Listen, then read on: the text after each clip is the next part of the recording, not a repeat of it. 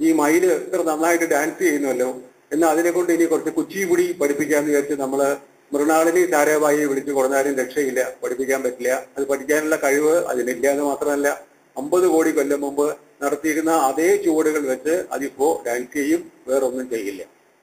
കുയിലും അങ്ങനെ തന്നെയാണ്. ഇത്ര ഭംഗിയായിട്ട് ഇത് പഞ്ചമം പാടുന്നുവല്ലോ, എന്നാൽ ഇനി അതിനെക്കുറിച്ച് ഹിന്ദുസ്ഥാനി ക്ലാസിക്ക് പഠിപ്പിക്കാന്ന് വിചാരിച്ചിട്ട് നമ്മൾ കഷ്ടപ്പെട്ടു പോയിട്ട് ആരെങ്കിലും ബഡേ ഗുലാബാലി ഖാൻ സാഹിബിനെ അടക്കമുള്ളവരെ വിളിച്ചു കൊടുന്ന് പഠിപ്പിച്ചാലും പറ്റില്ല എന്നാണ്. അത് അതിന്റെ പഞ്ചമം, അത് എത്രയോ കോടി കൊല്ലം മുമ്പ് പാടിപ്പോന്ന അതേ പാട്ട് ഭംഗിയായിട്ട് പാടി ജീവിതം അവസാനിപ്പിക്കുകയാണ്. പക്ഷെ അധ്യാപകൻ എന്താ ചെയ്യുന്നത് വെച്ചാൽ അയാൾക്ക് കിട്ടിയ വിദ്യ അയാളുടെ സ്വന്തം അനുഭവം കൊണ്ട്, പരീക്ഷണം കൊണ്ട്, നിരീക്ഷണം കൊണ്ട് അപ്ഡേറ്റ് ചെയ്തിട്ട് ആ ഫയലാണ് അടുത്ത തലമുറയിൽ ഇൻസ്റ്റാൾ ചെയ്യുന്നത്. അതുകൊണ്ടാണ് മനുഷ്യൻ എന്ന ഒരു ജീവി മാത്രം കാലാകാലങ്ങളിൽ പരിഷ്കരിച്ച് വരുന്നതും മറ്റെല്ലാ ജീവികളും അവ നിന്നിടത്ത് നിൽക്കുന്നതും. അപ്പോൾ ദൈവം തമ്പുരാൻ മനുഷ്യന് തന്ന ഏറ്റവും വലിയ അനുഗ്രഹം എന്താണെന്ന് ചോദിച്ചാൽ രണ്ടാണ്.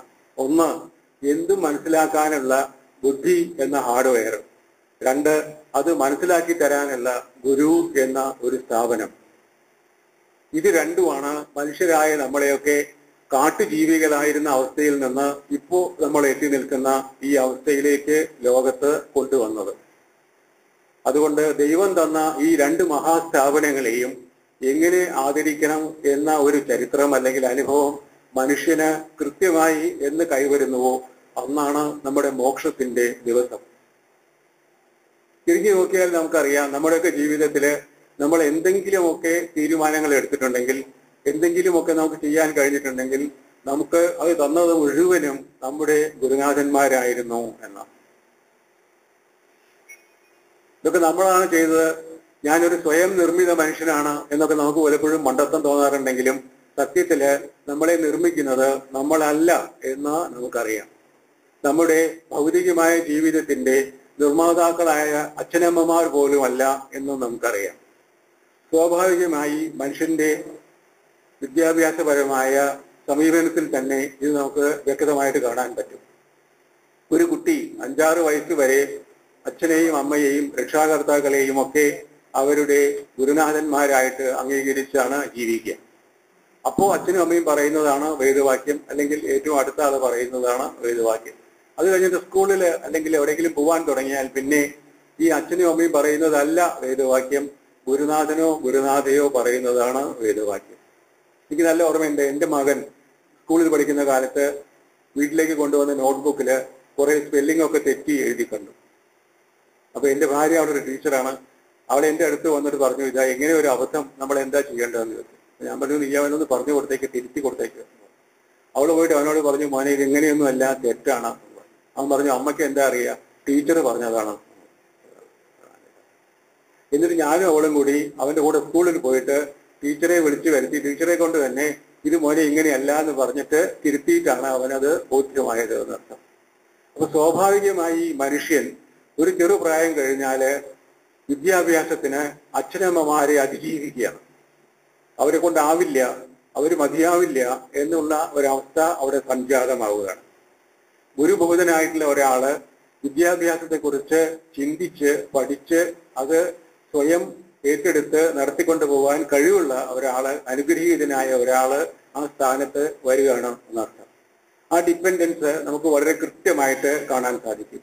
അത് പിന്നീട് നമ്മൾ ഉയർന്ന വിദ്യാഭ്യാസത്തിന് പോകുമ്പോൾ വർദ്ധിച്ചു വരുന്നതായിട്ടും നമുക്ക് അനുഭവപ്പെടും. നമ്മുടെ ഗുരുനാഥൻ പറയുന്നതാണ് നമുക്ക് വേദവാക്യം. ഇത് ആരും ഒരു ശിഷ്യനെ അടിച്ചേൽപ്പിക്കുന്ന ഒരു വേദവാക്യമല്ല. കൃത്യമായിട്ട് ഇത് മനസ്സിൽ നിന്ന്, ഉള്ളിൽ നിന്ന് വരുന്ന ഒരു സമീപനത്തിന്റെ വ്യത്യാസം ആണ്. അതുകൊണ്ട് ജീവശാസ്ത്രപരമായി തന്നെ ഒരു ഗുരുനാഥനെ സ്വീകരിക്കാനുള്ള തികഞ്ഞ സന്നാഹത്തോടു കൂടിയാണ് മനുഷ്യൻ പിറക്കുന്നത് എന്നർത്ഥം. അപ്പൊ നമ്മൾ അർഹിക്കുന്ന ഒരു ഗുരുനാഥനെ ഈ വിദ്യാർത്ഥിക്ക് കൊടുക്കാനുള്ള സാമൂഹികമായ ഒരു പശ്ചാത്തലം ഒരുക്കുക എന്നുള്ളത് വളരെ കാര്യമായ ഒരു സംഗതി ആണ്. ഏതായാലും ഇപ്പോ പിരിഞ്ഞു പോകുന്ന അധ്യാപകർക്ക് നന്മ നേരേണ്ട കാര്യത്തില് സംശയിക്കേണ്ട ആവശ്യമില്ല. അങ്ങനത്തെ ഒരു ഗുണം ഉണ്ടായിട്ടുണ്ട്. കാരണം അവർ പിരിഞ്ഞു പോകാൻ കാത്തിരിക്കുകയാണ് സ്വകാര്യ വിദ്യാഭ്യാസ സ്ഥാപനങ്ങൾ. കഴിവുള്ള ഏത് അധ്യാപകൻ എവിടുന്നാണ് വിരമിക്കുന്നത് എന്ന് മഷിനോട്ടം നോക്കിയാണ് അവരിയ്ക്കുന്നത്. അതുകൊണ്ട് അവരുടെ പ്രായവും പക്വതയും വിദ്യാഭ്യാസ പരിചയവും ഒക്കെ ആർക്കെങ്കിലും ഉപകരിക്കും എന്നുള്ളതിന് ഒരു സംശയവുമില്ലാത്ത ഒരു കാലമാണ് എന്നർത്ഥം. ഞാൻ നേരത്തെ പറഞ്ഞല്ലോ, എൻ്റെ മോഹൻ പഠിക്കുന്ന കാലത്ത് അവന് പഠിച്ചിരുന്ന സ്കൂളിൽ ഞാനൊരു രക്ഷാകർതൃ സമിതി ഭാരവാഹിയായിരുന്നു. അപ്പൊ അവിടെ ചെന്നപ്പോൾ അവിടെയുള്ള രക്ഷാകർതൃ സമിതി അധ്യാപക സമിതി കൂടിയാണ്. അധ്യാപകരിൽ മഹാഭൂരിഭാഗവും 10, 60, 70, 75 വയസ്സായവരാണ്.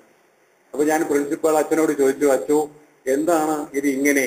അച്ഛൻ പറഞ്ഞു, ഞങ്ങള് എല്ലാ സ്കൂളിൽ നിന്നും ഏറ്റവും നല്ല അധ്യാപകരെ റിട്ടയർ ചെയ്യുമ്പോൾ ഇവിടേക്ക് ക്ഷണിച്ചു കൊണ്ടുവരികയാണ് എന്ന്. പഠിപ്പിക്കുന്ന കാര്യത്തില് ഏറ്റവും മുന്നിൽ നിൽക്കുന്ന ആളുകളെ കണ്ടുപിടിച്ചിട്ട് അവരെ പിരിയുന്ന മുറയ്ക്ക് അവരെ വിളിച്ചു കൊണ്ടുവന്ന് സ്കൂളില് പഠിപ്പിക്കാനായിട്ട് നിർത്തുകയാണ്. അതുകൊണ്ട് തന്നെ ആ സ്കൂളിലെ വിജയ ശതമാനം കേരളത്തിലെ ഏറ്റവും ഉയർന്ന ശതമാനവും ആയിരുന്നു. ഞാൻ പറഞ്ഞുകൊണ്ട് വരുന്നത്, ഇവരുടെ ഒന്നും ജീവിതകാലം എങ്ങനെ ഉപയോഗപ്പെടും കേരളത്തിന് അല്ലെങ്കിൽ ഇന്ത്യക്ക് അല്ലെങ്കിൽ ലോകത്തിന് എന്നുള്ള കാര്യത്തിൽ എനിക്ക് ഒരു സംശയമില്ല. ഈ കാലങ്ങളിൽ അവര് ഒരുപാട് കാലം ദീർഘായുസ്സായി ജീവിച്ചിരിക്കട്ടെ, അവരുടെ ഏറ്റവും മികച്ച സേവനം എവിടെയെങ്കിലുമൊക്കെ ലഭ്യമാകട്ടെ എന്ന് ആശംസിക്കാനും മോഹിക്കാനും നമുക്കിപ്പോ ഒരു പ്രയാസമില്ല എന്നർത്ഥം. അങ്ങനെ സംഭവിക്കട്ടെ എന്ന് ജഗദീശ്വരനോട് നമുക്ക് പ്രാർത്ഥിക്കാം. ഗുരു എന്ന സ്ഥാപനത്തെക്കുറിച്ച് എന്തെങ്കിലുമൊക്കെ പറയുമ്പോൾ സ്വാഭാവികമായി നമ്മളൊക്കെ എന്താ ചെയ്യുക? നമ്മുടെയൊക്കെ ഗുരുനാഥന്മാരെ ഓർത്തു പോകും. ഞാൻ മലയാളത്തിൽ എന്തൊക്കെയോ എഴുതിയ ഒരാളാണെന്നാണ് ഇപ്പോൾ ആരൊക്കെയോ പറയണത്. അങ്ങനെയാണെന്നാണ് എൻ്റെ ഒരു വിചാരം. പലപ്പോഴും തെറ്റായ ഒരു വിചാരമായിരിക്കാം. പക്ഷെ ഇത് ആരാ ഉണ്ടാക്കിയെന്നറിയോ? ഉണ്ടാക്കിയത് എന്നെ പഠിപ്പിച്ച അധ്യാപകരാണ്.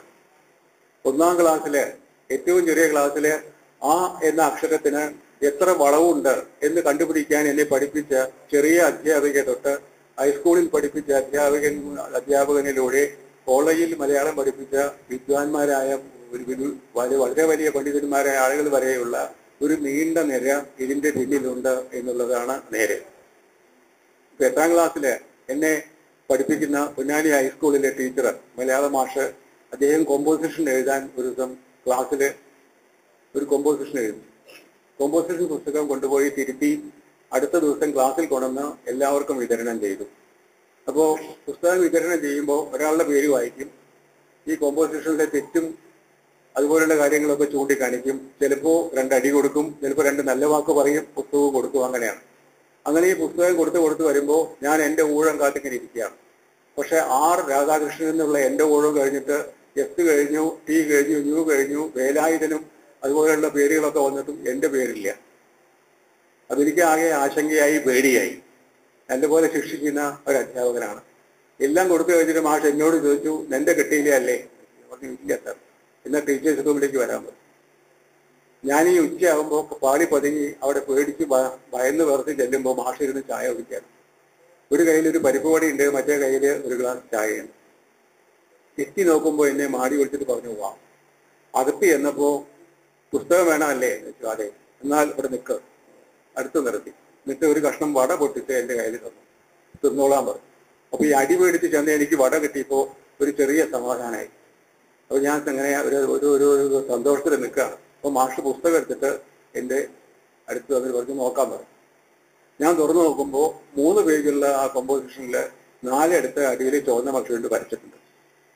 അപ്പൊ മാഷ് പറഞ്ഞു എന്നോട്, എന്താ പറഞ്ഞതെന്നറിയോ?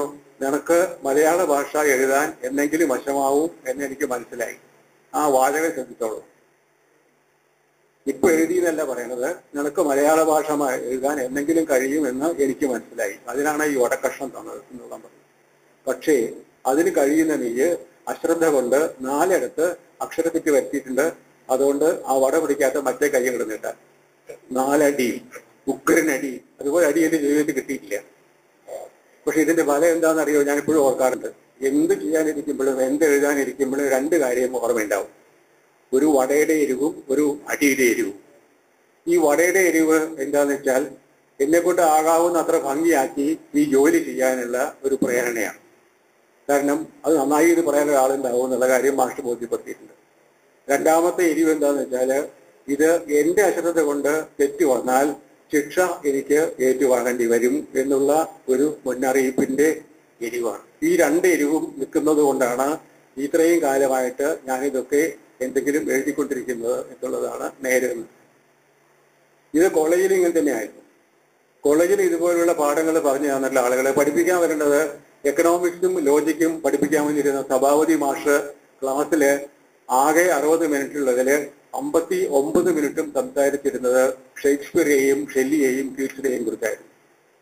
ബാക്കി 1 മിനിറ്റേ ഉള്ളൂ എക്കണോമിക്സും ലോജിക്കും പഠിപ്പിക്കാനുള്ള സമയം. സയൻസുകാരായ ഞങ്ങൾക്ക് അഡീഷണൽ ആയിട്ടുള്ള സബ്ജക്റ്റാണ് ഈ എക്കണോമിക്സും ലോജിക്കും.